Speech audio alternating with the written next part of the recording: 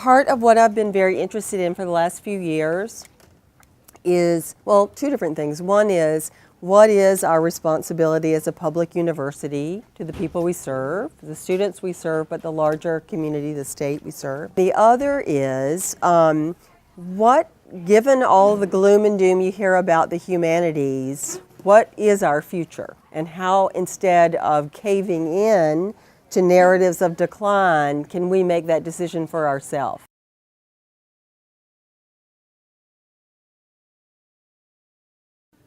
There is such pressure now to do everything in a quick, efficient way. There is nothing efficient about interpretation or meaning making or storytelling. The core of the disciplines of the humanities are slow down and think and reflect on the implication. That if you are in an empirical discipline, you're trying to do the opposite. You see 100 variables and you're trying to exclude as many as you can to get to the functional solution to a problem. And stalling out at the reflection point or settling in on the problem solving with no consideration for alternative and the ambiguities is the problem. What we need is a space in the middle where we work together. There's a big role for centers to play, like the Digital Studio and the Obermann Center, in this kind of relationship building, because one of the things most of us need is to get out of the house intellectually in order to imagine what collaborations could look like. Because when you stay in the house, you only imagine the furniture could look one way. And then you go to somebody else's house and you go, oh, the couch could go out, doesn't have to be against the wall, that's shocking.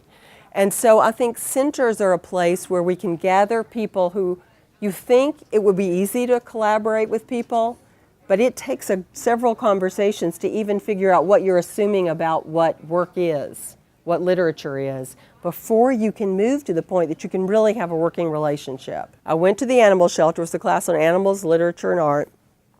I had my syllabus already, the reading list, everything in place, and then I met with the director of the animal shelter and asked her how my students could help her. And she said, well, that's very interesting, and we started chatting, and she started recommending books that were so much better than the books I had on my syllabus because she knew so much more than I did. A St. Bernard's head dropped over my shoulder, and a three-legged collie climbed in my lap, and I threw the syllabus over my shoulder. And we started working together, and it was one of the most magical moments of my life, as my professional life. And so we built for 2 or 3 years a wonderful developing course in which my students were working and helping out at the shelter, but they were collecting stories and telling animal stories, and then bringing that back to the classroom and reading the novels we were reading about animals and the theory we were reading about human-animal relations with a kind of depth and sophistication I'd never seen in my undergraduates before.